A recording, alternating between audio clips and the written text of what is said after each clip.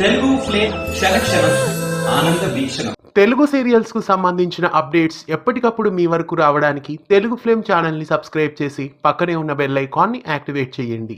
అమ్మాయి గారు సీరియల్ ప్రస్తుతం రాత్రి 9:30 స్లాట్ లో ప్రేక్షకులని ఆకట్టుకుంటోంది. ఈ సీరియల్ కథలో ఇటీవలే పింకీ అనే క్యారెక్టర్ లోని నటిని రీప్లేస్ చేసి కొద్దిగా పెద్ద అమ్మాయిని తీసుకువచ్చారు. అయితే ప్రస్తుతం పింకీ క్యారెక్టర్ కి జోడీగా మరో సరికొత్త క్యారెక్టర్ ని కథలో ప్రవేశపెట్టారు. రూపాకి చెల్లెలైన పింకీకి జోడీగా రాజు తమ్ముడిని తీసుకువచ్చారు.